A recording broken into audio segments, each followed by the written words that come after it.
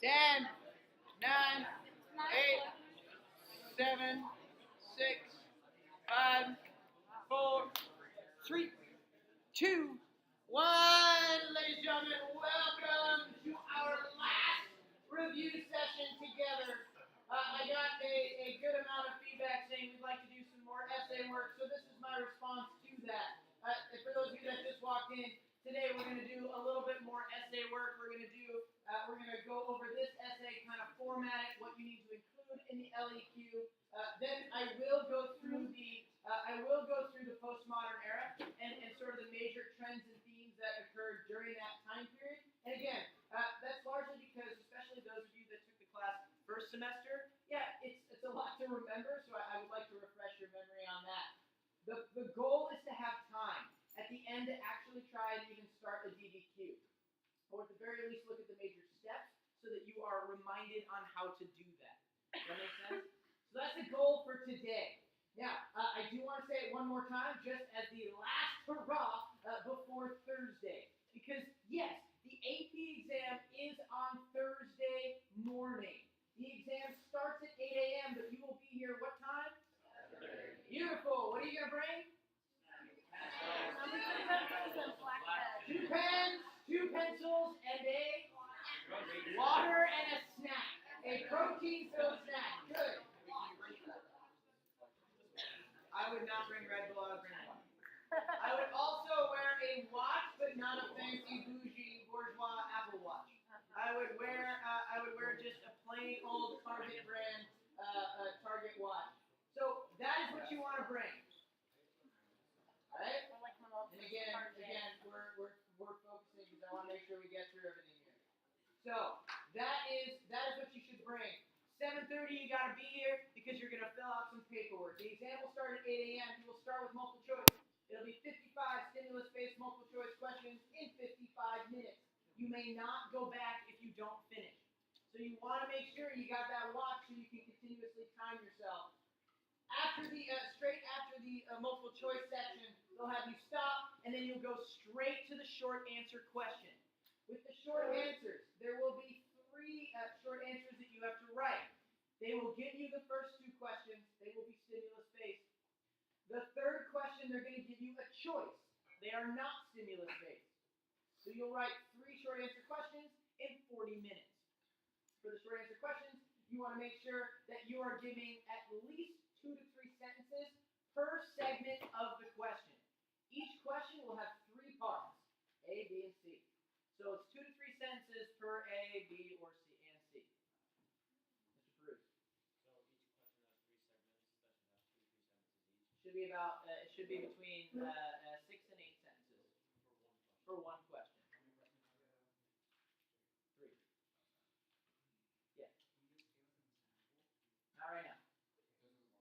Those are the warm-ups that we've done. Identify and explain one effect of communism on Chinese society circa 1950.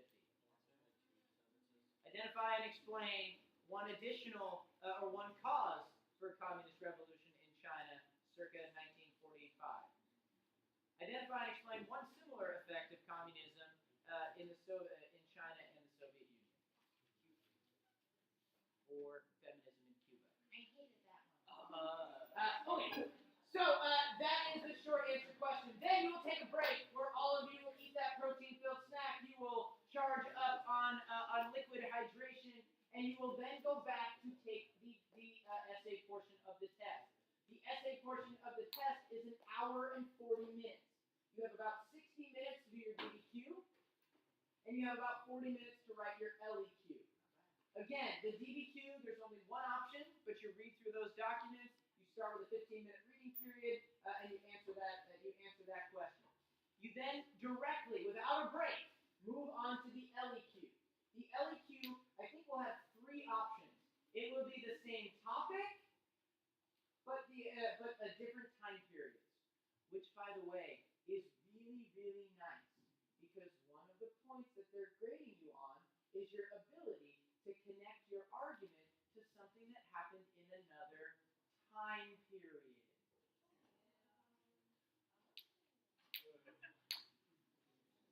And those of you that are saying what, hopefully we'll get to that too. So that is the test. Any questions on that, or am I okay to move on?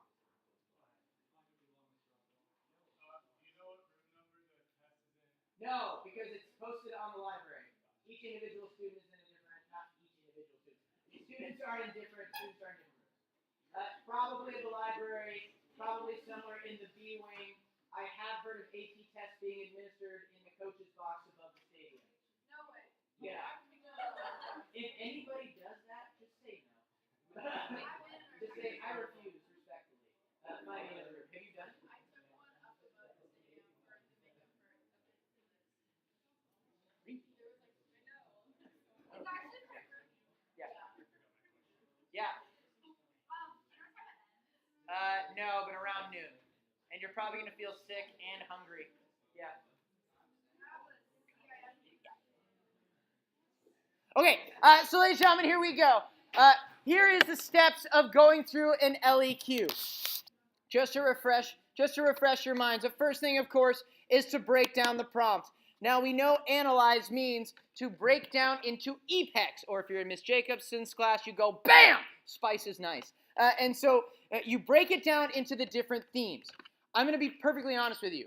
They might use another word or action words. So verb, I guess. They might use a different phrase in order to introduce the prompt. It might be describe and explain. It might say evaluate. Honestly, if you see anything, just automatically think breakdown into EPEX. They're looking for an argumentative essay. That is what you have been taught to do. So we're just going to stick with analyze for this one.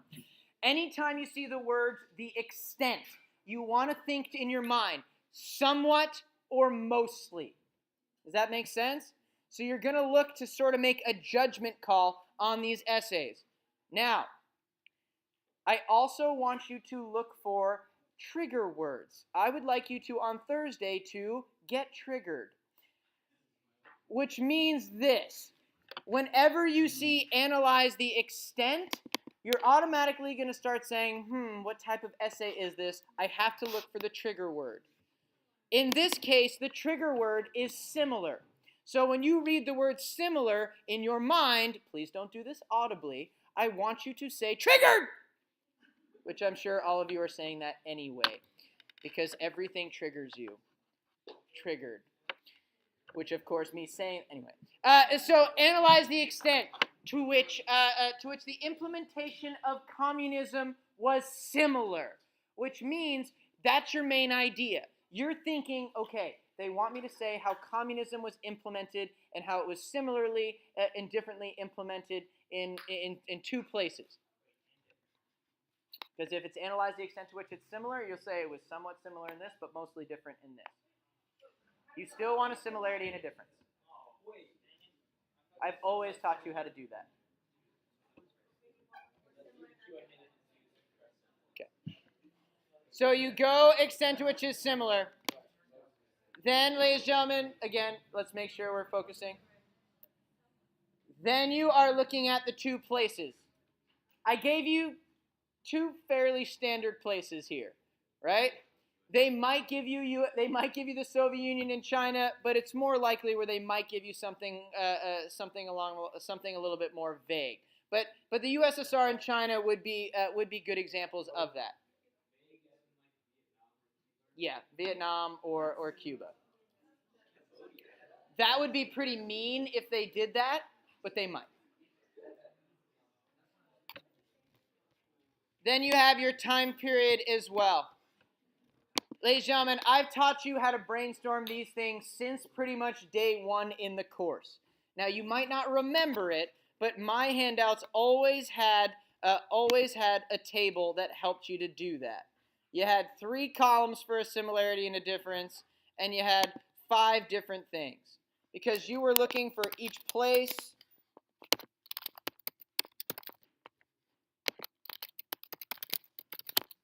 And you start brainstorming based off of your themes. E, P, E, C, and then pretend like I was a good teacher and knew how to count. And then S. Does that make sense?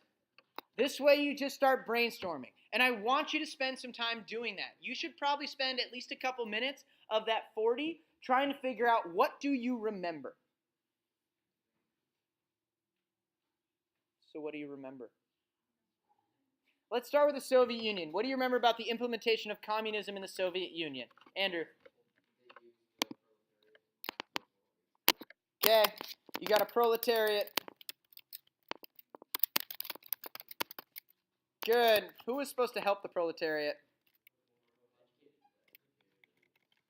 Very good. So the proletariat, led by professional radical revolutionaries. Do you remember any names of those radical revolutionaries? Lenin. Stalin was a part of it. But how about Trotsky? Which sounds like something when you got to go to the bathroom. That's Stalin. So there you go. You got professional revolutionaries. You got names for that. That would be specific evidence. What else do you remember about communism and how it was implemented in the Soviet Union? Yes, it is. Well, it is nationalist, but it's more nationalist. It's more classist. They want you to feel like you're a part of a specific class, like the working class. Diego. You have economically the collectivization of farms. Does anybody remember a specific fact about collectivization in Russia? There was a lot of violence against whom? The kulaks. Right? The kulaks were wealthy Ukrainian peasants who resisted collectivization, and Stalin had 5 million of them purposefully starved to death. They were wealthy peasants. Jake. Good. Stalin was boys with the elite. And what does Stalin become actually following the lead of Lenin? Yes, they do die eventually. Oh, is that not what you said? Oh, that is what you said.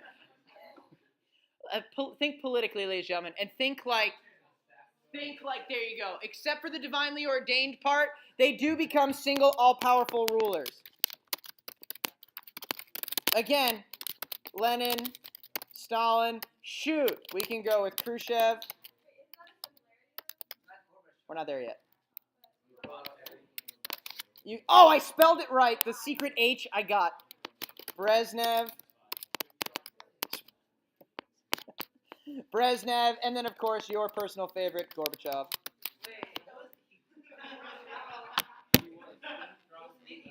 Shh, we're not there yet, and this is being recorded.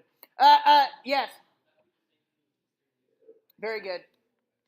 So you got that true too. Also, how did it happen? How did they get to this? What did they have to do? Say it. The 1917 what? Revolution. They had to have a violent revolt. They kill the Tsar and his family. Hey, you guys want to come take a family photo? Death. So they kill the Tsar's family. They radically do that. Good. What else? Think socially. What do? Think communism. They do kill the bourgeoisie somewhat. But what do they create? Social equality. How about for ladies? You do see it is lip service, which everybody remembers from the quiz. Because what does lip service mean? Somebody, I forgot who it was. Somebody said, "Is that when they put like lipstick on you, like at the mall?" Anyway, so yeah, okay. Anybody remember anything about that? The Zenit-Del. Right? Good. Yeah. Very good. They're going to eliminate private property. What else are they going to centralize in their economy? Some industry. Thank you, Max. Can you please yell that one more time? Daniel, may you please yell that one more time? Good! Because, of course, the radical, and Min remembers this. He said he didn't remember anything, but he remembers this. Because the Radical Revolutionary Party in Russia that challenges not only the Tsar's rule, but also the provisional government are the individuals who looked at Russian society and said, that's Bolshevik! Because you have the Bolsheviks, who are going to become what in Russia? They will become the Communist Party, which becomes the new what in Russia? Government. I want you to think socially. Say it again. Not aristocrats, but somebody said something over here before. Yeah, they're going to become the bureaucratic elite.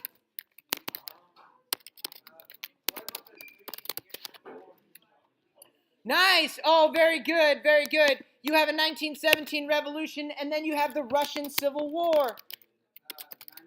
Who was the Civil War between? White Army and the Red Army. The White Army versus the Red Army. Excellent. So, wait, I want to go back to industry because I want to make sure we get this. What sorts of things were industrialized? Anybody remember anything that sounded a lot very familiar to what you did as freshmen? As a freshman, I did crops. No, think. You did this probably in your health classes with the help of your counselors. If you're in the Apple Academy, you did this. Very good. You have Stalin's 5-year plans.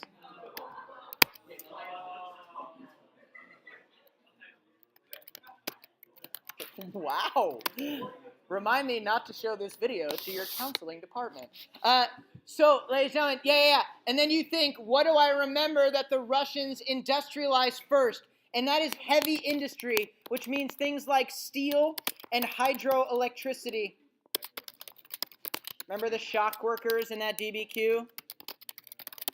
No? Remember the faces and it was like employee of the month?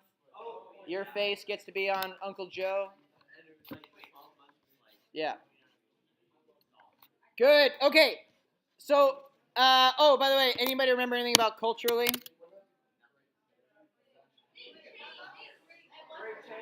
Not the Great Terror, but the Great Purge.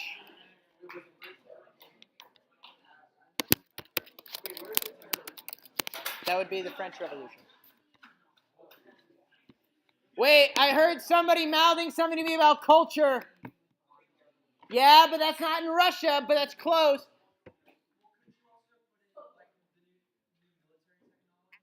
Like therefore such as?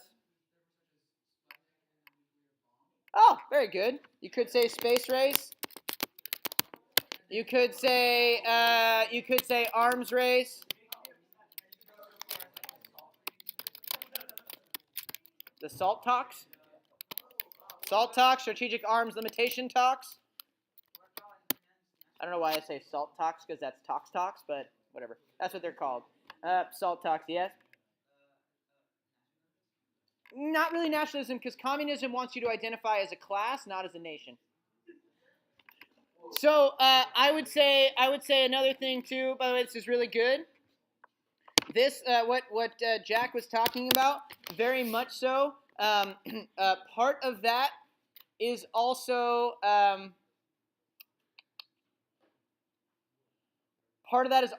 fighting an ideological war with the United States, and so I would even say Cold War versus USA. Now you can go a whole bunch of different things there, but we'll leave that there. I just culturally, Jack, you're right. I'm thinking communism. Remember, communism wants to eliminate any sort of inequality.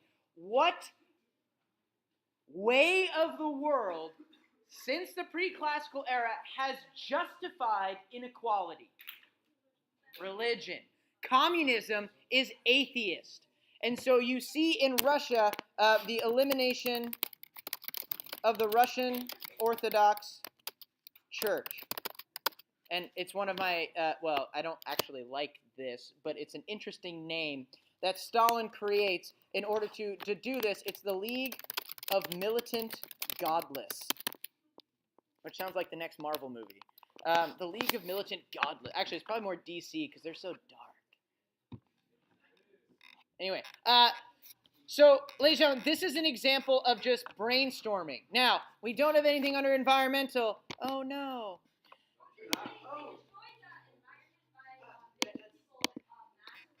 Yeah. I would say Stalin is credited between 16 and 30 million people died. Purge, gulags, probably World War II in there as well. A lot of those deaths are probably World War II, but also the Ukrainian starvation. That's China. Yeah. Great leap forward. Yeah. I didn't hear you. Yes. We can also talk about, too, propaganda. Nothing like good old Uncle Joe. De-Stalinization. Anyway. Okay. So now you want to think about China, right?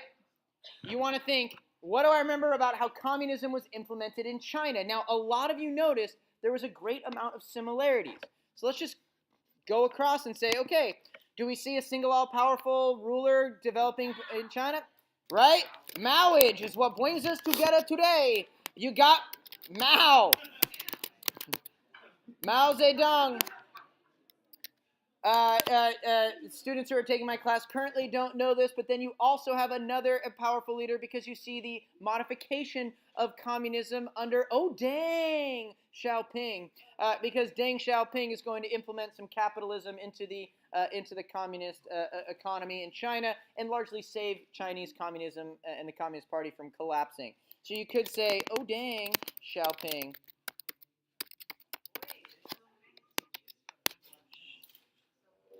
Okay, so you see that happening.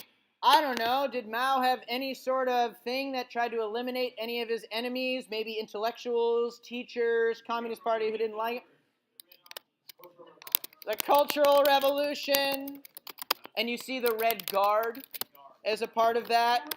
Not the red beard, the Red Guard. Good. Cultural Revolution. Did China have a civil war? What is it called?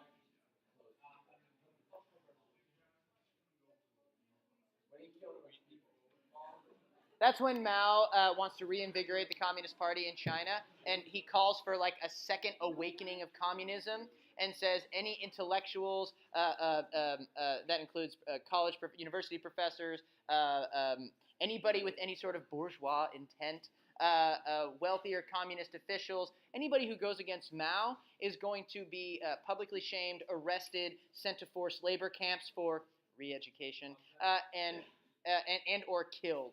And that's largely done by the youths who were just looking for a revolution and something to believe in. And Mao gave it to them and wrote about it in his little red book.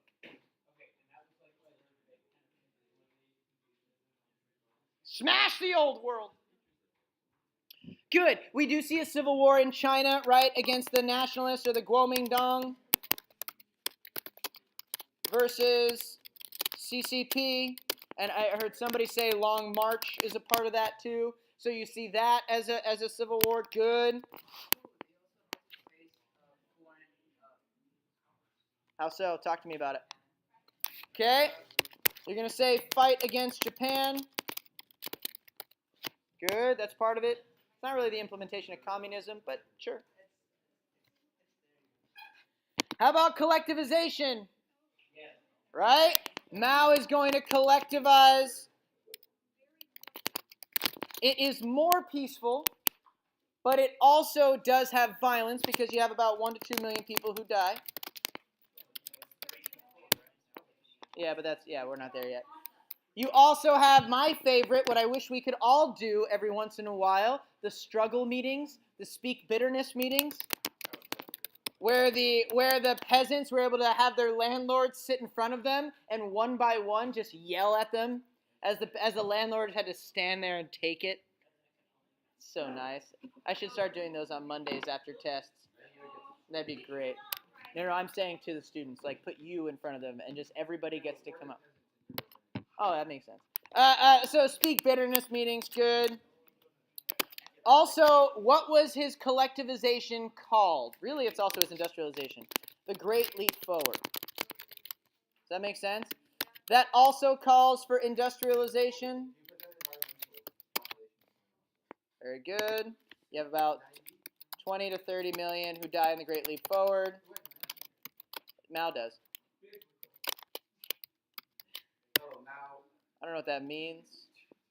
But then you also have you have 20 to 30 million who die there, and then you have up to 90 million who die from the Cultural Revolution as well. So Mao's kill count's about maybe up to 90 million. We don't know. You also have industrialization. Again, it's going to be more along the lines of collectivization, but China will also industrialize. Again, they will do it very similarly to the Soviet Union. By the way, the Great Leap Forward is collectivization of farms. It's also industrialization as well. That's kind of all of that centralization of the economy. Good. C, I heard the Cultural Revolution and the idea of smash, not smoz, smash the old world, getting rid of any ancient ideology of Confucianism, Buddhism, any sort of Western influence like that, like any sort of Western music or records that were being sent over to China. It is all communism all the time. You could even call the cult of Mao his little red book, which we all live by. You're going to see heavy propaganda techniques as well. LRB. And it's propaganda, by the way, for those of you that consistently make that mistake like I do. Socially, what do we got? Good. Elimination of classes. We also see women gaining more rights. Good. We got the marriage law. Don't they create like a women's federation too? Right? You got the marriage law, nice. Women's federation, excellent. Hold on a second. In the Soviet Union, it was the proletariat and the bourgeoisie that led the revolution. Very good.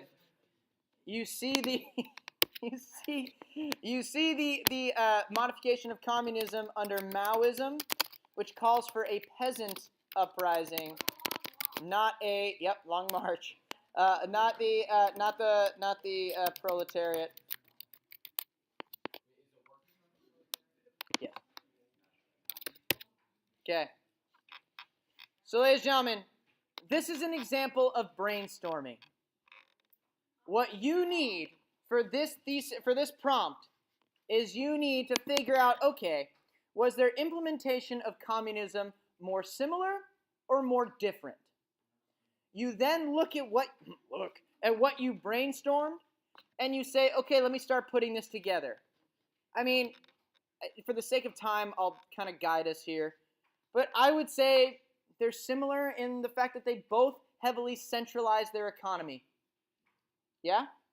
They both collectivize their farms. They both promote state-run industries. Yeah? They both do that. So I would just go ahead and say they are similar in the centralization of their economy. How are they, and then, again, sorry, hydro flask. How they'll then be different is, I would say, is their modification of communism and looking at which class is really the focus of the revolution. Does that make sense? And largely, in the Soviet Union, it is still seen as a working class revolt, despite the fact that the bourgeoisie have to help those professional revolutionaries. But in China, it's a peasant uprising, and so many of the equality is largely given to peasants, not necessarily to working class. And so you're going to see they're different in which social class was central to the communist or to the revolution of the lower class. Yeah. Yep. I'm just not there yet. I'm not there yet. I'm getting there though. So keep going. Stop being so smart, Alexi. I mean student who is over to the right because this is being recorded and we don't want to call out names. So here we go. So you got your similarity, you got your difference. I say for the sake of argument, we say they're mostly similar, yeah? Good. So ladies and gentlemen, this is where you start to build your essay. This is where you start to build your essay. You want to first start with your body paragraph. Now I'm going to put this in outline form. Obviously, you're not going to do that on the AP exam. You might write a little rough outline, but you're just going to start writing your essay. The first thing you want to do is you want to put the essay in context to figure out that prompt. In order to do that, you want to first start with, well, what's the theme of this unit? What is the main idea of this time period? It's 1914 to present day. What do you got? Europe modernity becomes unknown and new governments take charge to govern recently powers that. Great. The theme of that I will modify it just slightly, but the theme is essentially after the unraveling of European modernity, the world is now looking for different paths to how to pick up the pieces. So you'd say after World War II or after World War I, the Great Depression and World War II. Societies around the world were looking to pick up the pieces after European superiority was lost. This caused, in some places, so you start with the theme, then you go to the topic. The topic is the implementation of communism. Communism was a radical ideology that was tried out by a few places around the world. Some places turned to radical political ideologies to solve their problems. One of those was communism, which called for a radical restructuring of society or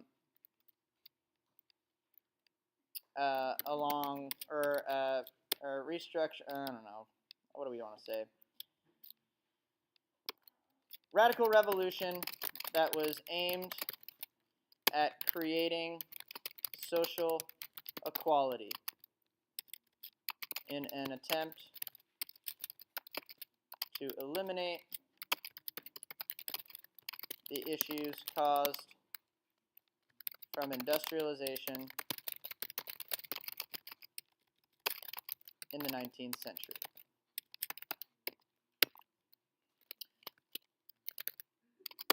Say it again. You can say class conflict. Yeah, that'd be great. Eliminate class conflict. That's great.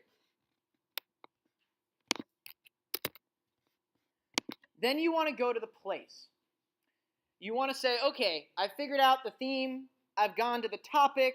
Now what the heck is going on in each of these places? Now this is a similarity and difference essay, which means that you have two places that you got to think about. So you want to say, Russia undergoes a communist revolution. Well, you don't need to capitalize revolution, but that's neither here nor there.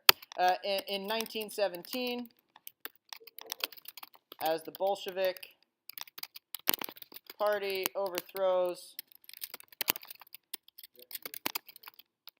You don't have to be, but you want to really introduce what's going on, how they get into implementing communism. The Tsar and the provisional government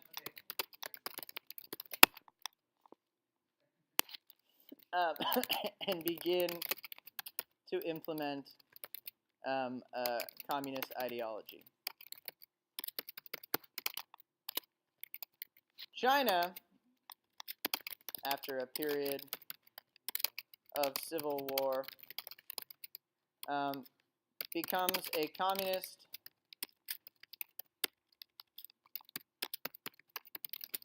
country after the CCP overthrows the Kuomintang after World War II.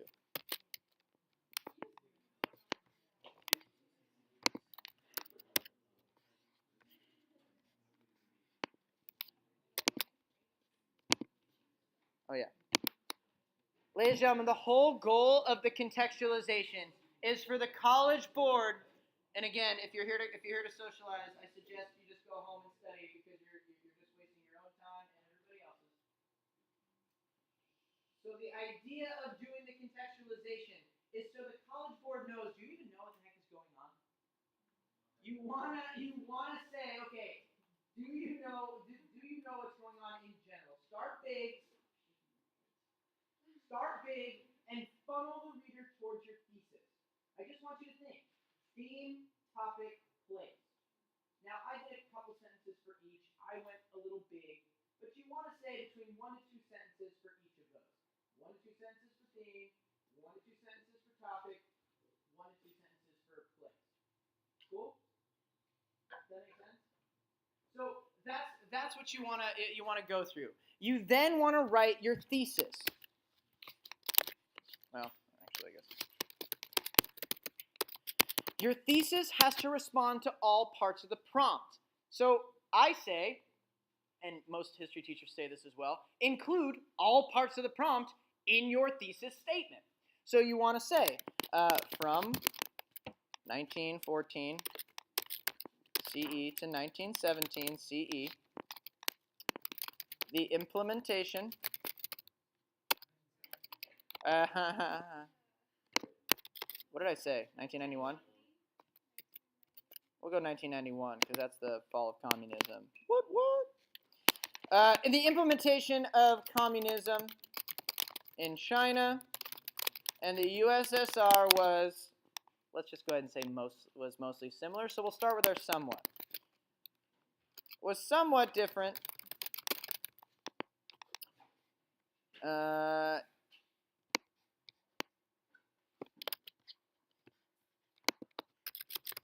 In which social group was central to the revolution?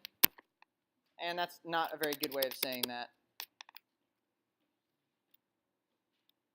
Well, we'll get back to it. But mostly similar in the centralization of their economy.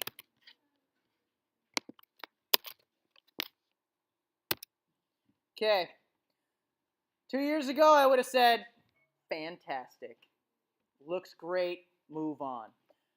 But we're not going to move on because we, of course, have to follow one of our favorite pop stars' rules. And that is we need to say what we need to say, we need to say what we need to say, we need to say what we need to say, we need to John Mayer our thesis. So we want to think for a second, why? Right? So thinking just as to why for a second, why was it different? Why did China focus their revolution on the peasants, whereas the Soviet Union had largely focused on the proletariat? Mr. Froling. Good. I'm going to modify it slightly because China was somewhat industrialized. And I would say due to the degree, to the level of industrialization prior to revolution. Just say beforehand.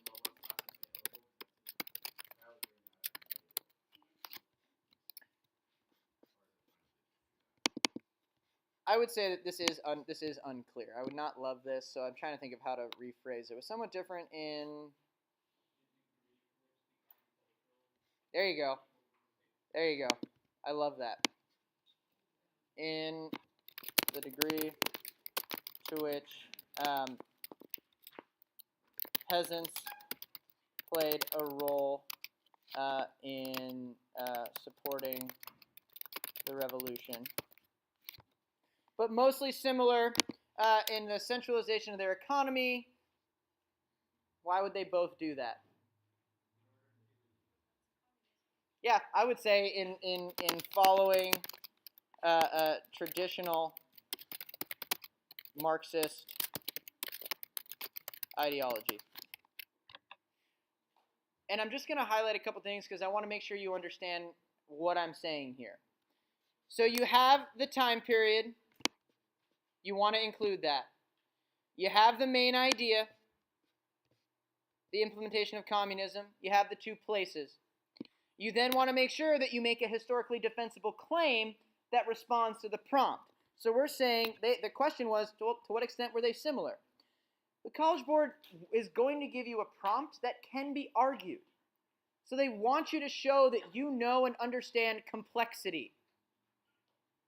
And so, even if it says, to what extent is it similar? Listen, if you had said it was somewhat similar in this, but mostly similar in this, that's still okay.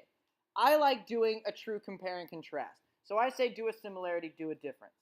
Does that make sense? And so you're saying, okay, well, they were somewhat different in this, but they're mostly, there we go, but mostly similar in this. You have your two arguments. There's one argument. There's another one. And then you want to say, okay, why? Why is it that that happened? And give just a short little phrase to explain in your argument. Cool? Andrew. That is that. That's exactly it. Yes. I agree, but it's also not necessarily. Your thesis statement is supposed to outline your whole argument. Anytime you write a thesis statement, you want it to really say exactly what it is that you're going to do. Unless you're trying to really hook the reader in and get them really wanting more. But in this you don't want to do that. You want an effective essay. You want to smack them in the face. Yeah. Statement? You got to go further into that. You got to explain it. Right. Oh, 100%. 100%. You should, actually. There's your intro paragraph. Does that make sense? Again, you're now just going to go into your body paragraph. So you start talking about your somewhat difference. Ready? China and the USSR were somewhat different in, and you could go even more specific if you want to do this, in that peasants were central to the revolution in China, but the proletariat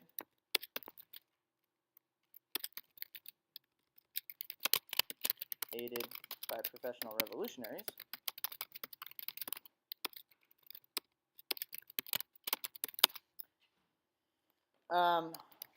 were central to the uprising in the USSR.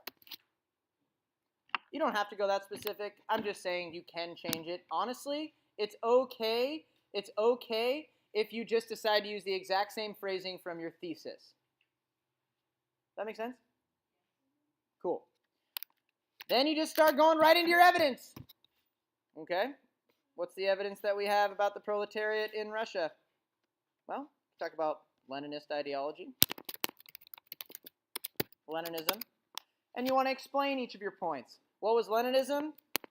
It was Lenin's modification of Marxism as he felt the proletariat in Russia wasn't ready to organize their own revolt.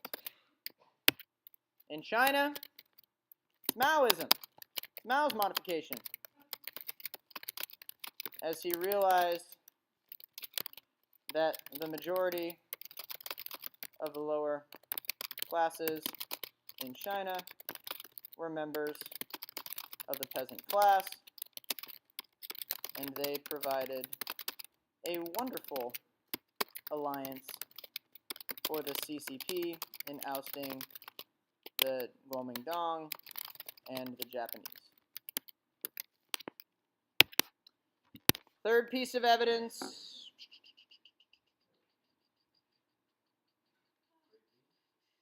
Yeah, you can talk about the Great Leap.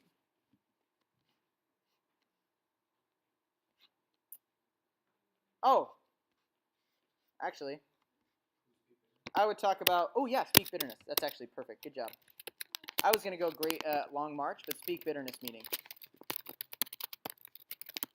You would explain where peasants were able to air the grievances against their former landlords.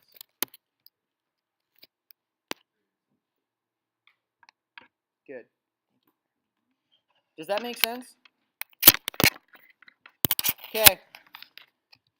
With this, you now want to end your body paragraph with your analysis statement. Now, this is hard. This is where the real thinking comes into play. Now, you've already done it a little bit in your thesis statement. But at the end of your essay, how I kind of organize my body paragraphs is pretty similar to hopefully how your teachers across the campus are teaching you argumentation. You give your claim, you give your evidence, and then you give your reasoning for why. So anytime you do your analysis, for this prompt you want to say, yeah, why are they different? What is it about the way they were, what is it about the way that they were developing that would cause this difference? We're going to do the same thing for our similarity. If it's a cause and effect essay, yeah, why was this a cause? What was going on that allowed for this to even happen? And an effect, why is this an effect? Why did this happen at that time in this place? If it's a change, a CCOT, why was this a change? What was it that was causing this change? Why was this a continuity? Why did things stay the same? It's doing that analysis point on the rubric. And one of the things is saying, explaining a cause, explaining an effect, explaining a change or a continuity. Yes? Oh, you're answering it. Are you answering your question on this? Good. Should we also go into the extent portion, like saying why it's somewhat? Good. That was the next thing I was going to talk about. So the next thing you want to do is saying, yeah, why are they only somewhat different? Why is this not like a major difference between the two? Why is this only somewhat? How are they also kind of similar in this? And I would say, well, both were not totally true to traditional Marxist ideology. Right? Largely because both lacked the level of industrialization that Marx felt was necessary. Marx felt was necessary. Does that make sense? China is barely industrialized. In the 19th century, sure, self-strengthening movement. But you knew, because you were here last week, that was largely a failure. Russia? Well, Russia's trying super hard to catch up to the West because they were way behind because of autocratic policies of the Tsars. And it's largely something that happens very quickly, very rushed. They're literally taking serfs and saying, factory, factory, factory. I mean, it's an incredibly rushed and still very small process. And it happens overnight. So neither of which have most of the country of Russia, the country of Russia and China were both heavily agrarian still. And so you would talk about that. Now, in a similarity and difference, the only unique thing in a similarity and a difference is when you provide that general analysis, you also should go into each place. So I would now start and say, okay, both were not totally true to traditional Marxist ideology, largely because both lack level industrialization. China's industrialization occurred in the 19th century and was largely a failed policy, and was largely unsuccessful due to backlash from both peasants and landlords. Russia attempted to, attempted to quickly industrialize in the latter half of the 19th century in order to catch up, but also failed to reach the same level as their European counterparts.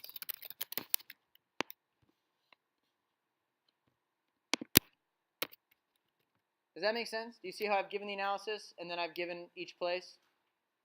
Yeah. So you're talking about the 19th century. You're going a bit earlier than what century they gave you. So instead, can you say that Karl Marx ideologies weren't that big of a deal in the Chinese society that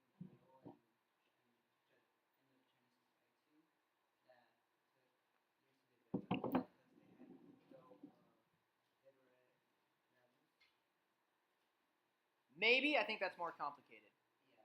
I like to think what's necessary for industrialization? A proletariat. And neither place has a proletariat. They don't have a work. I mean, they do, but they don't really have a large working class. So they're going to have to modify it. They do, but it's not as big as Marx wanted. Okay, so my big question is Hold on. Is this question on the formatting or is this on the topic? on the format. Okay, go. Can we go like back in time? Too far back. I would say the latter half of the 19th century is about as far back as you want to go. Just to provide my This is the basic format of the body paragraphs. You do the exact same thing for your similarity then. And I think for the sake of time, I'm just going to skip forward over that. Is that okay? Okay. Then what I want you to look at, and just pretend that this was the last paragraph, this is your conclusion. Your conclusion has two parts. You restate your thesis. Why do you do that, even though you've said it once? Because the College Board reader is reading 800 to 1,000 essays in a week. You want to make it easy for them. If they miss your thesis in the beginning, give it to them in the end. In addition, a lot of you, like me, you write to think. And as you're writing, your ideas get clearer, and so your second thesis might actually be better than your first. And they'll go with the better one. Does that make sense? I would change it up. Like, just like you guys watch me reword things, and Alexi had to help me, like, that's part of the process too, and they know that this is a rough draft. Carmen had a question. Yeah. It's like a second chance. It's an insurance policy. Like that developed in the early modern era as, anyway, yeah. So if you word out your Nope. The second thing you have to do is you need to extend your argument. And that's by doing what's called a synthesis. You want to look at another place, another time period, but the same place, or another theme. Here's the deal. For this topic, you could probably do any of those things. But let's just say that maybe you were struggling a little bit with another place or another time period. Check it out. Your brainstorm has multiple themes. We've already talked about the collectivization and centralization of their economy. We also talked about socially. Well, what if you tried to talk about the fact that they, and again, if you're having side conversations, I'm going to ask you to focus. So what if you talk about how they were similar politically? Because we talk about how they both have single all-powerful rulers that largely go against communism. So you could talk about in your synthesis, right, not only do both places modify communism when focusing it on, modify the ideas of communism when deciding which social class provides the basis for revolution. They also modify it by placing single, all-powerful individuals, that's not how you spell that, individuals at the head of totalitarian governments. Both Lenin and Stalin in the USSR maintained complete control over the party using secret police forces like the Cheka, who checka up on you, and the KGB, like the College Board, and sent political prisoners to gulags. In China, Mao's Red Guard, blah, blah, blah, blah. Mao's Red Guard eliminated. Cultural Revolution. The government also is going to arrest people and send them to forced labor camps as well. There's a lot of similarities in that. Do you see how I've extended the argument? I just talked about another theme. They were both similar in this. It's another similarity, and it's political. You could have said, hey, you know who else collectivized the economy? Cuba. And you talk about how in 1959, Fidel Castro overthrew the government of Fulgencio Bautista and implemented because that's exactly what I put on the DVD that you, never mind. Yes, Mr. Peruz.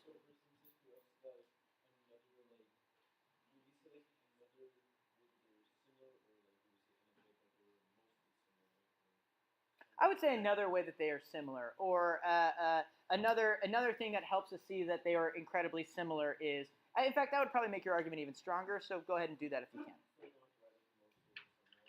I don't think you necessarily have to, but it wouldn't hurt if you did. So with the time, place, and when you change one, you have to keep the others the same. Like you use a different time period but the same place. Oh, I see what you're saying. Yes. So if you were gonna do the same theme, keep it the same time period in the same places. I would say that's pretty important. Carmen and then Diego. Cuba is in the book. Chapter 22, probably the section on the Cold War. So, if you use that in your essay instead of having the economic part, you could bring Cuba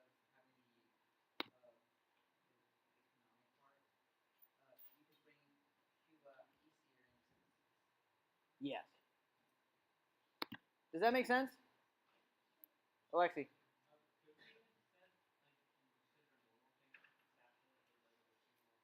I wouldn't say divinely ordained because both are atheist. Now, does Mao Zedong unofficially claim to have the mandate of heaven? Yes. And the Communist Party continues to have the mandate of heaven, which is why Xi Jinping is now going to be president for life. Because the Communist Party has allowed for economic prosperity in China, for some, and is now therefore continuing and having the mandate of heaven. You could argue it. In Russia, they're going to put communism as the divinely ordained. Yeah, okay, you could talk about that. I think those are Oftedal specific, not words necessarily, but I don't think that all the College Board readers will be as forgiving with that as I would probably be. Well, to argue that the Communist Party was divinely ordained, like you got to be really specific in that. So I wouldn't go that far. I see a hand up here. Oh, I had one, but I forgot. Okay. Yes. Oh, I remember that. Quickly. Never mind. It's not Thank you for that. Okay, so I'm going to move on from the essay. I hope that kind of helped you with the process. You want to break down the prompt. You want to brainstorm. It wouldn't hurt to write a little outline for yourself. Just scribble it down on the scratch side and just say, okay, here's how I'm gonna organize it. You might want to remind yourself, make sure you do an analysis and a synthesis. Those are just the things that you want to do. Cool? Last point I'm going to make. Make sure your evidence points are specific. They got to be nouns. Names, dates, people, names are people, that makes sense.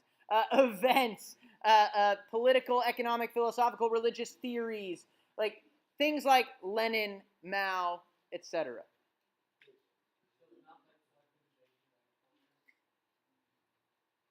Depends on how you do it.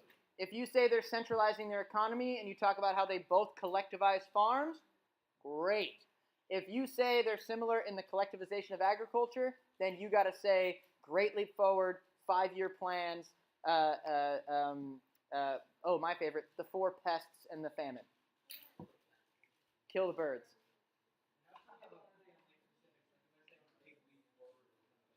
They're going to look, they will, okay.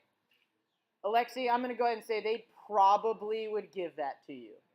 But don't say that, Great Leap. Mr. Peruse. Yeah.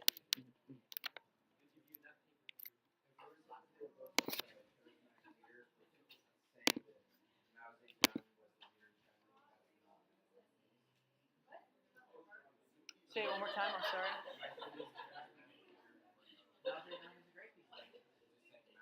Well, you got to explain them. You got to use them. You would have to talk about who he was and how he is an example of an all-powerful leader. Yeah. I would talk maybe a little bit about it. Head of the CCP, made a lot of decisions, laws, things like that. Yeah, Carmen. Ladies and gentlemen, I want to hear the question. You probably have the same one. Ideas are fine. It depends on what idea you're talking about. Like Alexi said, collectivization of agriculture. If your argument is they centralize their economy and you talk about collectivization and you mention it happens in both places and you kind of explain it, I think collectivization would work.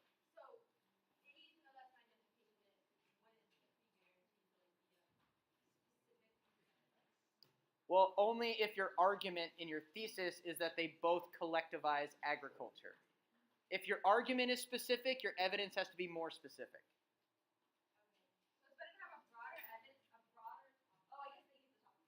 Yeah. So, what if you had a specific evidence piece that could fit both arguments? Can you use that? Yes, but that's only going to count as one piece of evidence. You got to have at least 6 separate pieces of evidence. Cool?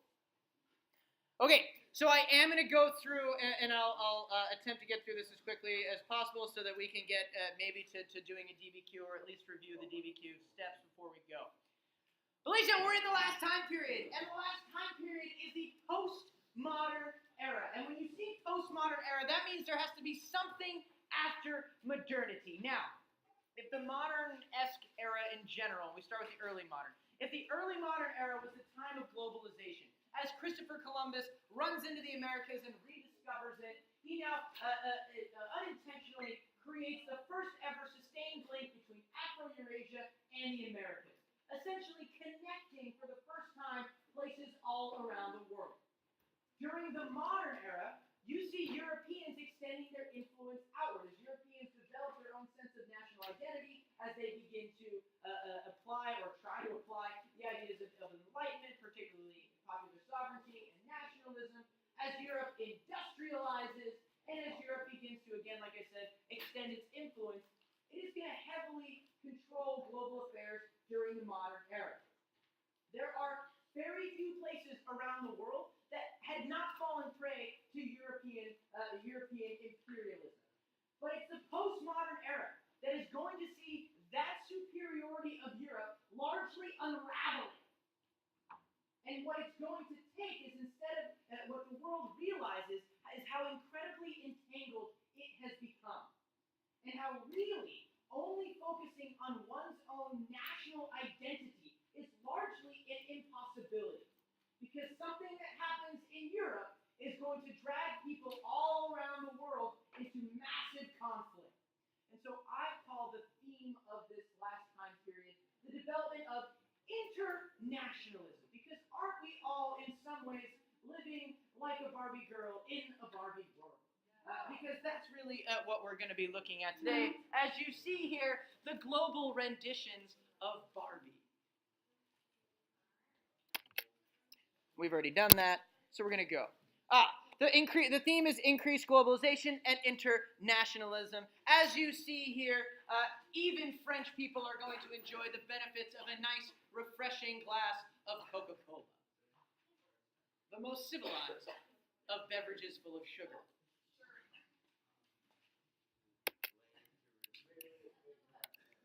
Theme is increased globalization and internationalism. You know that.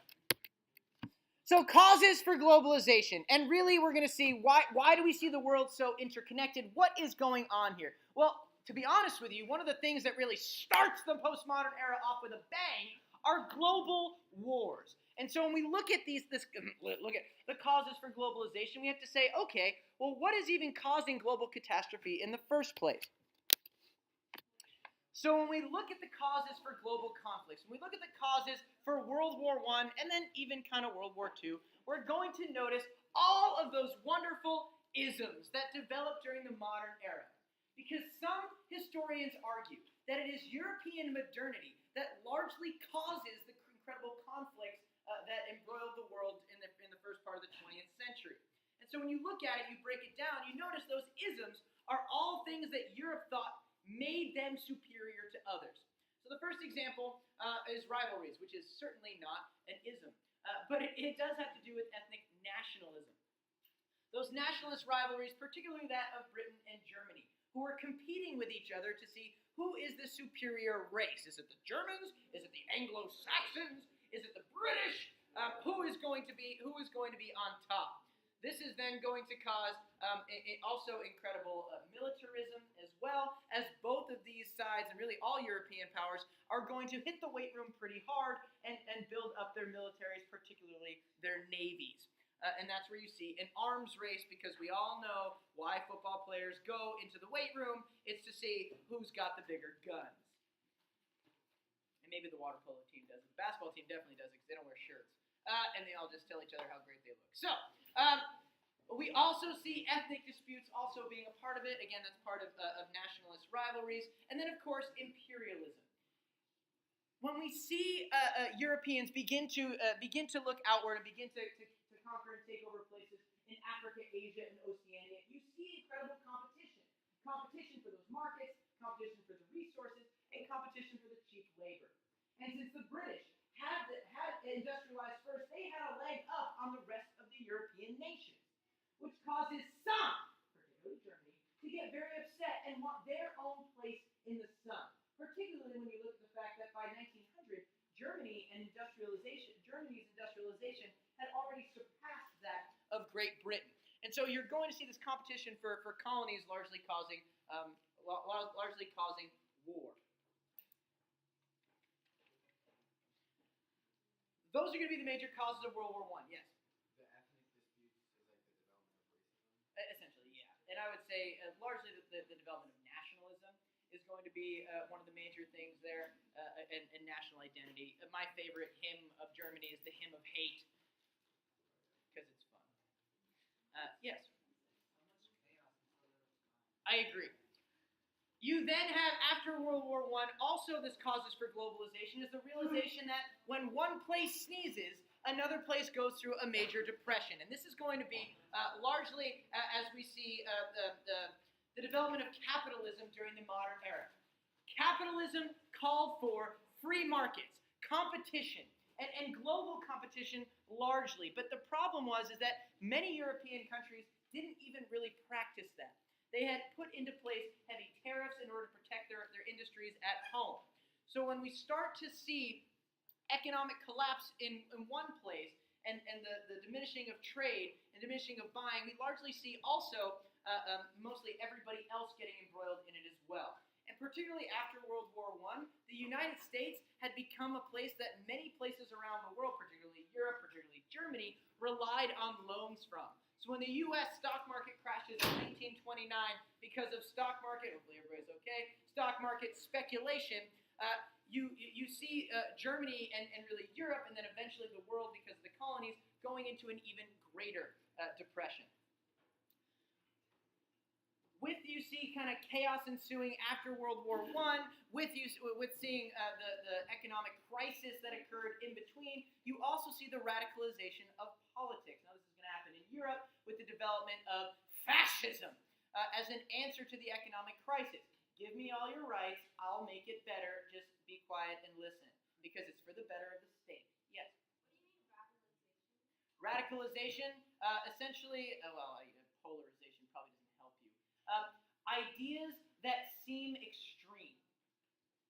Things like giving up your civil liberties to a single all-powerful ruler who tells others that they are going to kill an entire race of people, which would be Nazism or the German application of fascism. Yes. Fascism focus mainly on the state itself, right? Yes. Communism wanted to The state is the people. Communism wanted to get Yeah. other states within the communist regime. You also see others and many European countries actually having a fight within, with also seeing communist parties. Now we know after World War I, as we just talked about for a long time, you see the development of communism in the Soviet Union. And the Soviet Union is going to embolden many communist parties, around Europe. And saying this actually might be a viable option, particularly when the Red Army defeats the White Army in the Civil War. Oh, so there you go. Of course, you see alliances that are going to play a role both in 1914, but also in 1939. But you see here the triple alliance versus the triple entente, and then the Italians, of course, who switch sides and backstab the Germans and Hungarians. But again, the Turkish are good. We've already talked about Kaiser Wilhelm. You know, something that I probably didn't talk about that I'd like to make sure is understandable is one of the reasons for the radicalization of politics is also the failure of peace to occur after World War I. Instead of following Woodrow Wilson's 14 points that were intended to try to fix many of these issues that cause global conflict, powers of Europe, mainly Britain and France, chose to absolutely bury Germany. How do they do so? Well, they take away German territory, they take away all of their overseas colonies, they allow France to take over a portion of their economy, and they are also going to limit the size of Germany's military, which means that Germany has largely been embarrassed. And it's these radical ideologies that promise to make things much better. And so people are more willing to follow radicalization because of the failure of the Treaty of Versailles. And there you have your smiling fascist dictators riding in a car together. Important to understand, Benito Mussolini of Italy is going to be the man who develops the fascist ideology. Hitler is going to modify, or your favorite word, syncretize, Italian fascism with specifically German ideologies as well. Heavily nationalistic, both of them. But I always think that's such a nice picture. They just look like they're having such a good time. Little do they know that one is going to have to commit suicide, and the other is going to literally be shot and dragged through the streets of Rome and have his body beaten to a bloody pulp alongside his mistress and then hung up for everybody to see. Don't look up those pictures on the interwebs. As Dominic reaches for his phone. So what are the impacts of those global conflicts? Well, the first is that technology and new tactics that cause mass casualties and damages. I mean, this was incredible for people during World War I. People during World War I had never faced things like machine guns, flamethrowers, poison gas, planes, tanks, grenade launchers. I mean, these are things that people did not understand, which is why in World War I you see trench warfare being the preferred measure. Now, by World War II, you're seeing, World War I also had submarines, but you're seeing even better technology, particularly fighter planes and bomber planes and atomic bombs that are going to create even more casualties than World War I.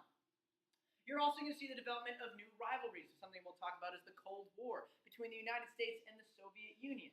One that is going to be at the forefront of the postmodern era, really around the world. You do also see the creation of new nations. The maps are going to dramatically change after both of these wars, particularly as former European colonies are going to begin to declare themselves independent or actually be granted independence as well. And you're going to see some people moving around the world and settling into places they were not previously. A great example of that, when I say previously, I mean in modern history. One of the best examples of that is the creation of Israel after World War II, largely as a homeland, a national homeland for the Jewish people. You also are going to see the fall of empires, both the Ottoman and the Russian Empire will be no more after World War I. And again, we talk about the process of decolonization. After World War II, you see Europe has lost its superiority. And so as a result of that, you're going to see the colonies overseas beginning to push more and more for independence. And of course, there's your atomic bomb. There's your Cold War. Space race. Yes, that doesn't cause casualties. Yeah. Huh? When? 1940. No, how? How? Yeah. The British said, and the Americans said, "Here it is." Yeah. Yeah. So, ladies and gentlemen, oh, good. We're at the Cold War. This is what I wanted to. So, ladies and gentlemen, the conflict that really causes the biggest hoopla. When we talk about global conflicts, we really talk about how the beginning of the 20th century started out with a bang, 2 world wars, major losses. Most places around the world wanted to avoid that as best they possibly could. But you still see a rivalry and a quote-unquote war being fought between the 2 new global superpowers, the United States and the Soviet Union. And this is largely going to be fought over hegemony or influence, and largely for which ideology will be the postmodern ideology. Will it be free trade under global capitalism, or will it be global communism that says we share all of our resources across the world and make sure everybody gets what they need? And so, what does this mean? Well, you see largely the creation of what historians call the bipolar world. A great example of the bipolar world is the division of alliances. Really, you're going to see nations are going to have to choose, not just European nations, but also nations that are newly independent. They're going to have to choose, what side are you going to follow? Are you going to be pro-US and capitalism? Are you going to be pro-Soviet Union or China and communism? Now, this is also shown in the development of different defensive treaties, like the North Atlantic Treaty Organization, or NATO, and the Warsaw Pact, which was the Soviet equivalent of that. You're going to see competition over Europe and the Third World, which is going to also lead to violence and dictatorships. Now, this is an interesting point. Both places are looking for trade allies. I joked in class today, and then for those of you that remember from last semester, I joked that both places have 2 different strategies, and it's largely based off of dating strategies in high school, right? The Tyler Kirk practice is to try to do what the United States did, to buy a person's love, and that's exactly what Tyler. Both Tyler, I guess. Martindale or Kirk, either or. In fact, we'll just use the Tyler. Tyler Martindale, he likes to buy people's love, like the United States did, with offering Europe $13 billion in aid for the Marshall Plan, like the Truman Doctrine said, like the United States continued to do. Now, the Soviet Union was more like Tyler Kirk. And Tyler Kirk really just likes to, when he really likes a young lady, if he chooses to get lucky young lady, when he likes a young lady, he just puts his arm around her and says, "Yeah, now you're mine." Which is exactly what the Soviet Union does to many places within Europe. But both are going to use their economic and political influence in order to try and sway newly independent nations to follow themselves. Now, this is going to be done in a variety of ways. You can literally send just money, financial aid. You can send troops, like the United States did in Korea and Vietnam, or like the Soviets did in Afghanistan in 1979. You can also use spy organizations. You can use the CIA. You can use the KGB to support different rebel groups wherever you want to see your ideology in. The United States particularly did this, and the Soviet Union did this in Latin America, as they support the overthrowing of either dictators or the putting in of dictators who are supporting each of their respective ideologies. This happens in Guatemala. It happens in Nicaragua. This is going to happen in a variety of different places. So using secret spy organizations is also something that each of them do. This is also going to inspire. Violence and dictatorships, which is pretty interesting because you see Iran versus Turkey is another example of that. After World War I, and then eventually even World War II, Turkey actually becomes a very pro-Western, modern Islamic state. It really tries to enter into the ranks of European nations. This is mostly done under the rule of Mustafa Kemal Ataturk, because Ataturk is an individual who, of course, we know for his playboy lifestyle and his love of. I'm just kidding, but that's my favorite quiz question of the entire course. Is playboy really? It's his daughter he's dancing anyway. Ataturk is going to largely say Islam is for the home. We're going to adopt a lot of Western secular political values in order to try to modernize our state. Iran is actually going to do the same thing as well. And it's largely going to be because the British government is going to place a family in power. And the United States will then, after the British start losing superiority and hegemony, the United States is also going to support this same family. They're known as the Pahlavi family. But the Pahlavi family were largely dictators who oppressed their people. And the Soviet Union, using, not using necessarily spies, but using communist ideology essentially people to start rabble-rousing, begin to convince some intellectuals in Iran that they should try to overthrow the Shah. In addition, as the Shah begins to become even more and more under the influence of the United States, you see not only communists starting to cause a revolution in Iran, but also individuals from the very conservative Islamic group, led by a man by the name of Ayatollah Khomeini. And Ayatollah is a supreme, it's kind of like a caliph actually, but the supreme religious and political leader of Iran. And you actually see a violent overthrow of the Shah and the installation of a very conservative Islamic regime, which continues today. Irony is you actually see Iran starting to somewhat loosen, and we'll see what happens with the Iran nuclear deal. And Turkey is actually becoming more and more not Islamic, but becoming more and more conservative in their politics as well.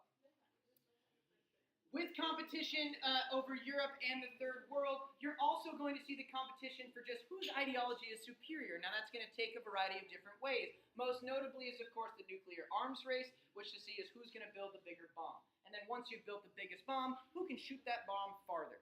This then turns into the space race for not only who can shoot a bomb farther, but who can go further and further into space and claim uncharted territory, and who can make the fastest scientific progress, which is why you see NASA as well. This is also going. I love that picture of Brezhnev.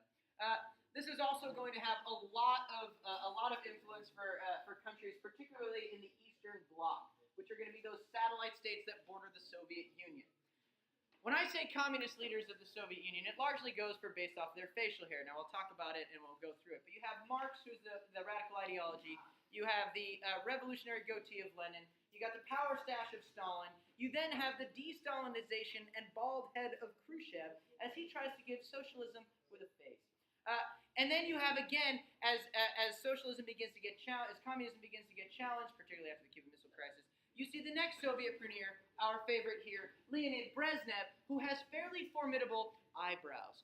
And those eyebrows are very powerful in nature, and Brezhnev is known for kind of oppressing any sort of ideologies that question him. And this is just one of my favorite pictures of him. How somebody has that picture, I have no idea. But I'm glad that it's on the internet of Leonid Brezhnev. Marx, who doesn't really ever lead Russia, but it's Lenin, it's Stalin, it's Khrushchev, it's Brezhnev, and then, of course, Gorbachev, which we'll talk about. We'll talk about it. So the dissolution of the Soviet Union, which is... Am I really on that right now? Oh, wow, I really am. So in 1991, you actually see the Soviet Union falling. The end of the Cold War largely happens because the Soviet Union collapses. How does it collapse? Well, after Leonid Brezhnev, you see the Soviet Union economy beginning to stagnate. It is unable to keep up with the progress and innovation of the West. Now, there's a lot of reasons for that, one of which is actually government corruption. Instead of money going to the people, money is actually just going to fund the beautiful homes and vacation spots of the Politburo, or the leading communist officials in Russia. Mikhail Gorbachev, who becomes the next Soviet premier, implements two policies that largely cause the dissolution of the Soviet Union. One is called glasnost, which means cultural openness. Instead of oppressive, instead of not allowing for freedom of speech, not allowing freedom of the press, instead of not allowing for Western movies and culture and education to come into the Soviet Union, he opens up the borders. The second thing that he does is called perestroika, which is inserting a little bit of capitalism into the communist economy, allowing for and hoping to spark some innovation that will reinvigorate the communist economy. What winds up happening? People get mad. People get upset. And the last thing that Gorbachev allows for is what's called democratization, where he allows for people to actually vote on who the next premier should be. Usually it is the Politburo that would choose that. And the people choose the radical, beautifully haired Boris Yeltsin to be the leader of the Soviet Union. Now, Boris Yeltsin ran on the ticket that he was going to make the Soviet Union no longer under the direct control of the Communist Party. He was going to change that and end communism. So the people literally vote to end communism. The Politburo says, not on our watch. Those communist elites that had largely been a part of the revolution earlier in that, well, or at least had connections to the revolution earlier in that century, are going to try to stage a military coup. They arrest poor Gorbachev, who is vacationing on the Black Sea. They then take tanks into Moscow and try to arrest Boris Yeltsin. But the Moscow people storm the tanks and actually stop the tanks from doing it, which largely leads to a dramatic speech where Boris Yeltsin standing on a tank and declaring the Communist Party no more. Communism done. This is 1991. I've been born. They shook with fear, and communism ended. And so you see the dissolution of the Soviet Union, largely thanks to the policies of Mikhail Gorbachev, who hopefully I have a picture of, otherwise this doesn't make any sense. So another cause for globalization is not just global conflicts, but also the development of new technology. Now, this is pretty silly of me to have to teach you about this, because you very much so live this. But it is something to note, and actually wound up being a short answer question last year. For what are some of those causes? Now, first is the development of communication technology. Things like radio, the telegraph or the telephone, the television, and internet. The interwebs is something that connects people from around the world. It's pretty awesome and fairly lucky. In fact, I was actually talking about this weekend. As most of you know, my entire family lives on the East Coast in New Jersey, and then a few of them in Pennsylvania. Now, I have 6 nieces and nephews who only get to see me once or twice a year. But luckily for the interwebs and FaceTime, they actually know who I am. They talk about how they want to come out to California, and my nephew is actually, he decided to sit everybody down in front of on the couch and tell a story. But then I was on FaceTime, and he was upset because he was getting shy because he didn't want all of California to hear. And so he was covering his eyes. I'm in California. So anyway, so you just see the fact that people are more interconnected than ever before, which allows you to have conversations and do business with anybody around the world. You also are going to see the spread of scientific discoveries and things that are shared with people around the world. I mean, the scientific community is truly global at this time. Now, 3 major things that you might want to just understand happen is Einstein's theory of relativity. Of course, that's not that we're all relatives. That's not that theory. That's a different theory, but I wouldn't think about it too much. But the theory of relativity is that things that we once thought were incredible constants, like time and space, are actually relative to the individual. The best way that I can explain that to you is when I'm teaching, it feels like a second goes by and then the bell rings. But for you, it feels like an eternity. And so, which I know some of you are feeling right now. So that's the theory of relativity. Quantum theory, that there is something even smaller than the atom that we are made up of. How far down does it go? And then, of course, those of you that saw Ant-Man, you saw how that happens as he continuously shrinks until he just eventually, you get lost. And then lastly, which largely challenges traditional beliefs like Christianity and Islam, is the Big Bang Theory. That the universe didn't just start with a God or a creator being, but that the universe started with a song by the Bare Naked Ladies and a terrible TV show. So the Big Bang. You also see globalization in technology playing itself out in agriculture. Now, something I'm going to cover in the next couple days in class is the Green Revolution, where the United States actually begins to say, and other Western powers say, hey, can we use technology to solve some major issues? And one of those issues is global hunger. So what do? They hashtag GMO that stuff. And they start to use technology in order to increase the food supply around the world, which will have incredible consequences in the number of people in the world. People do get food. It'll have some social consequences, but also it causes incredible environmental destruction and devastation in some places. Green Revolution. Green food, growth, crops, and blue just didn't sound good. You then see, of course, travel and leisure. I'm not going to go further into that. Again, planes, trains, automobiles, virtual reality, you name it. You can do anything you want in life. Because most people aren't even going to go on vacation anymore. They're just going to sit on their couch with a virtual reality thing and say, oh, this is nice. Ugh, okay. We got a lot to go through. Environmental impacts of globalization. I've already kind of mentioned.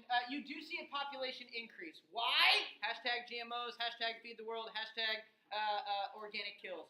Buy non-local. That is because, of course, if you're anti-green revolution, you're all about like hashtag organic, hashtag buy local. You don't want people to eat. You do see green revolution doing that, just increasing the food supply. Medical innovations, vaccines are going to largely do that. I mean, the fact that Ebola didn't kill all of us is a pretty big medical miracle. Or, since a lot of people are choosing not to get vaccinated now, the fact that we still don't have measles and mumps, despite Oprah's best intentions, you see that. Also, you are going to see population increase being slowed in some places, particularly in the West and more developed countries. This is because of the availability of birth control.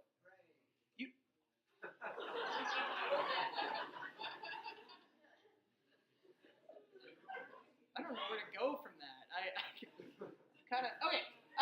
You also see as more humans are on the Earth, of course, humans' impact on the environment increases. So you see global warming being one of those effects, and largely the response to. And one of those things about globalization is the global response to environmentalism. I mean, you had the Global Climate Summit where you saw not only large developed nations coming together to try to decide how do we fix this problem, but even those small little island nations who in a few years are going to be completely underwater, who are literally saying, help, because they're going to disappear. So you see that. Deforestation, pollution, my favorite, smog.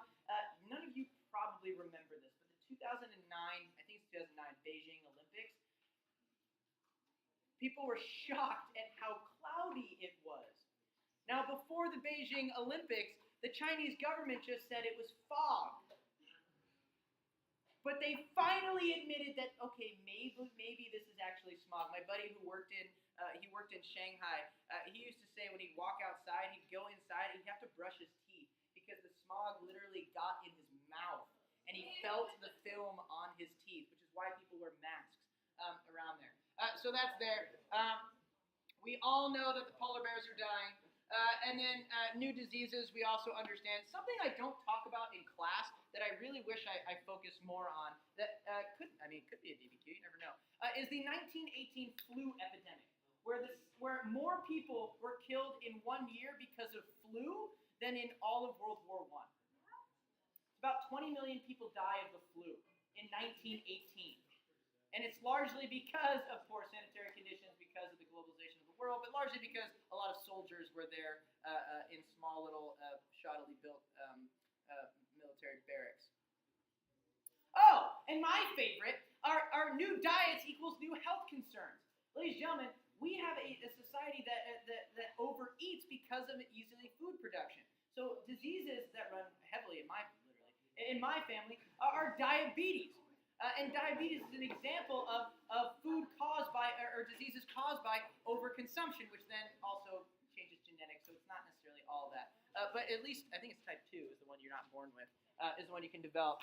And then, of course, all of you are watching the new hit series, Occupied, which is a Norwegian television program, which talks about the competition for oil and how when Norway cuts off Europe from oil production, the Russians invade and occupy, which is always fun. Oh, this lady who seems really relaxed, which is fairly ironic, is Betty Friedan. She's one who popularizes birth control in the United States and in the Western world. And it's largely because of her that you see this sort of sexual revolution that occurs in the West. And gosh, that's going to be in the 60s and 70s, but all the way up until today. Yeah, 20th century. And you see a sexual revolution in Sweden in the 60s. Okay, you see, okay, quickly. You do see some political impacts of globalization as well. Of course, listen, I call it internationalism. And that's largely because the world realizes how interconnected it is. But you've got to understand too that these new nations, these nations that are declaring themselves independent, literally have to build their own national identity. Some of which have to start almost from scratch to figure out what is it that makes us Indian, what is it that makes us South African. And so you see the development of national identity now. Two examples that are talked about extensively in the book that you could largely get away with talking about in an essay would be both South Africa and India. India declares its independence from Britain after World War II in 1947. As you see the creation of actually two states, India and Pakistan, and East Pakistan. Now that shows a couple of things. Number one, that India's national identity will be tied to its religious affiliation. Pakistan is going to be Hindu, Pakistan is going to be Muslim, and India is going to be Hindu. And this is even seen in their own political movement, as the Indian National Congress even had two branches, a Hindu branch and a Muslim League of Extraordinary Gentlemen.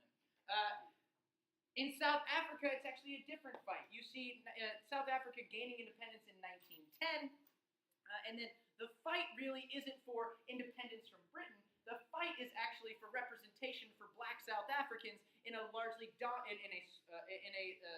political organization that is dominated by a white Afrikaner minority, and that system is called apartheid. And you're going to see a variety of different national congresses or congresses developing. One is the African National Congress. This will be led eventually by Nelson Mandela. First, before he goes to jail, and then he has a little treasonous plot, and then after he is actually in prison, he becomes the face of that. The ANC will be challenged by the Pan-African Congress, Black Consciousness Movement. You'll see some splinters within that as well.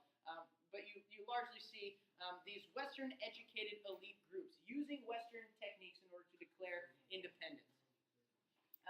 And largely, what does it mean to be that? Now, in South Africa, the development of national identity after 1994, after Nelson Mandela becomes the first ever Black president. In 1991, I believe apartheid is eventually declared illegal. They change the system. They allow for Black voting. And then Nelson Mandela, voila, becomes elected as the first Black South African president. It's Nelson Mandela's job then to figure out what is South Africa. Because up until this point, there have largely been two South Africas. So it's been South Africa's struggle, even till today, in order to try to make a unified front, which is why Nelson Mandela comes up with the tagline, the Rainbow Nation, and they create the whole new flag. And then, of course, you all know what happened in the 1995 Rugby World Cup. You also see political alliances developing. Now, this is happening at the same time as economic globalization, but also as the Cold War. And so you see a few more different acronyms: the North Atlantic Treaty Organization, the Central European Nations Treaty Organization. I think that's CENTO. The Southeast Asian Treaty Organization, not NATO, but CEDAW, and the Warsaw Pact. You see the United Nations being developed. And then you also see new, newly independent nations having to decide between, do I support the United States in capitalism, or do I support communism? There are some, though, who join what is called the non-alignment movement. And that's exactly what it sounds like. They refuse to align with either or. They choose to try to just figure out their own way and not have to choose a side. Now, this is going to be led particularly by a couple of individuals. First is Abdel Nasser in Egypt, who is responsible for taking back control of the Suez Canal for Egyptians and invigorating Egyptian nationalism in the middle of the 19th century. And he is going to refuse to both do business with the Soviet Union directly and is also going to challenge the power of the British Empire as well. Jawaharlal Nehru, who's the first independent president of India, is also going to be a champion of that. And the Bandung Conference, which was actually one of the first international Black leaders or colored leaders conference, which said, we don't want any European influence in this at all. We are something that is unique and separate from them, and we don't have to listen to what they want anymore. We can decide things for ourselves. And that's largely led by Nehru. You all love this. In 1968, you see internationally, starting in Europe, France namely, but going to Czechoslovakia and then going by 1969, over to the United States, you see student protests. As students, as you see a baby boomer generation occurring in Western countries, and you see the creation of what's known as the welfare state, you see higher standards of living. You see students beginning to protest the traditional values that were being taught in school, and so they literally start to riot in the streets in France and in Czechoslovakia against authoritarian governments. They're throwing rocks, they're graffitiing, all that fun stuff that high school students always want to do. When you all go to UCSB, you'll all do it, and you'll change the world. Yeah, rah, rah. You see again even more modern, even closer, the anti-nuclear movement, and something that really happens as a pro-nationalist public way of protesting against oppression is something that some of you feel like doing instead of the AP exam, self-immolation. And this is Thich Quang Duc, who literally lit himself on fire to protest Chinese control over Tibet. Publicized it and just sat there while he burned alive. And he died. Lit himself on gasoline, and everybody knows about it. So self-immolation. He did not succeed because Tibet is still under the control of China. Did somebody just say that? Whoops. My bad. Okay, so what do we see here for economic impacts? Now, globalization, we talk about globalization, that is largely an economic thing. It's influenced by the political, by the socio-political or geopolitical events that were occurring, but you also see, largely when we talk about globalization, it is economic, and this is going to be overwhelming. So for those of you that took this class first semester, this is a nice review. For those of you that are taking this class this semester, this is quite literally probably what I'm going to be talking about tomorrow and Wednesday. So know that you will get a review on this as well. The first is you see the growth of international competition, particularly as the United States begins to spread the idea of free trade. This is where you're going to see the growth of transnational corporations or multinational corporations, organizations, businesses that are going to have their headquarters in one place, but they're going to have branches all around the world. You know some of them: Mattel Toys, Hershey, Dutch Shell, Coca-Cola, Kool-Aid, apparently. Those things. You're also going to see competition sparking as certain industries and countries within those industries are going to work together in order to regulate pricing. This is the oil and petroleum exporting countries, or OPEC, which actually we're starting to kind of feel OPEC's not as influential anymore, largely due to political instability and also the United States and other places finding oil, exporting countries. But OPEC in the 70s also actually caused a gas shortage in the United States that made gas line. I mean, if you wanted to fill up your car, you could only do it at a certain time on a certain day each week. So there's no like, oh my gosh, I'm empty. Right? You had to actually plan out when you were going to fill up. You do see in not just competition, but you also see cooperation. Now you see the development of international organizations that are built in order to and put together in order to try to assist developing nations build their economies so they could then join in. The World Bank is an example of that, with the International Monetary Fund, or the IMF, both who provide loans for countries who are developing and going through any sort of economic issues. But in order to join that, you have to agree to certain free trade agreements. You have to agree to have certain free trade restrictions. The WTO is the World Trade Organization. Not only do you see international, you also see regional trade organizations like the North American Free Trade Agreement, the European Economic Community, like the EU, and my favorite, ASEAN, the Association of Southeast Asian Nations. Most recently, you have the TPP. Yeah, you know me. The TTP, which is the Trans-Pacific Partnership, which actually the United States just left. What's the other one? Well, TPP. Yeah, you know me. Yeah. So the TPP is an example of that. You see the creation of international relief organizations. The examples there, I think you're pretty well aware of. But you also see in economies around the world the increase in state control. In general, governments around the world are going to have a major and have a greater role in people's personal, economic, and social lives. And that's where you're going to see, especially in communist countries. We talked about industrialization and collectivization. In Europe, you have the creation of what are known as the welfare states, where things like Social Security, unemployment benefits, health insurance, birth control, all of those things are going to be services, healthcare, are going to be services provided by the state, at least to some degree, which then, of course, causes the student protests of 1968. The United States goes through a whole program of that under the New Deal under Franklin Delano Roosevelt, and you are going to see, largely because of state policies, the development of the 4 Asian tigers, whose economies after World War II are going to absolutely explode to the point where they will become some of the fastest growing economies in the world, and that is South Korea, Singapore, Taiwan, and Hong Kong. I don't know why I have TNC or MNCs both, but Cola Turca, ooh, that's delicious. Is that Cola Turca? Anyway, so you see the growth of TNCs as well.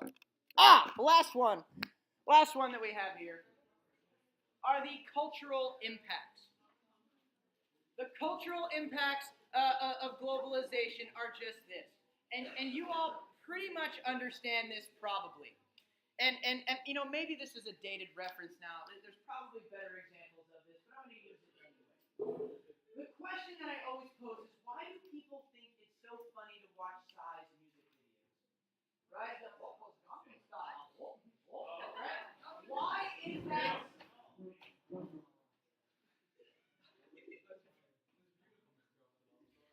Thank you.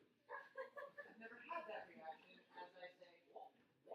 So, as you see Gangnam Style, it is strange to us because it is very American style pop music with a lot of American themes. It's very American, but it is done by somebody who is South Korean. That looks weird, but that's actually part of this idea of globalization. As communication technology has improved people's ability to communicate with each other, you see the sharing of culture and largely the Americanization of culture as well. Probably the best example of that is the incredible popularity of Michael Jackson anywhere you go.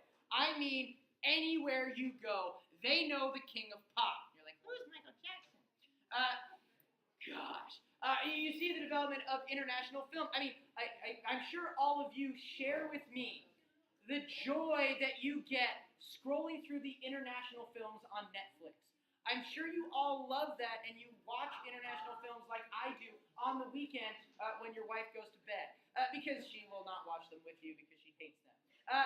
So I'm sure all of you do that, and might I suggest Max Manus, the story of the Norwegian resistance movement. Anyway, so you see television and film.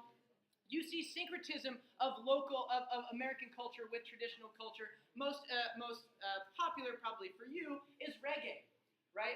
Reggae, which is a mixture of a lot of different types of music, but also some Jamaican culture as well. And then any sort of Indian Hollywood is known as Bollywood. Iran has its own Hollywood. Apparently, they're popping out some pretty good things. There are some. Is it Sudan? No, it can't be Sudan. Maybe it is Sudan. There's some African countries that are beginning to grow in their movie. And then, of course, you have some exceptions, some pushback to that, where you see the growth of traditional, or as you should know this word. You should know this word. So let's erase my AP Euro stuff. And bear with me, I know the time's almost done. You see the development of fundamentalism.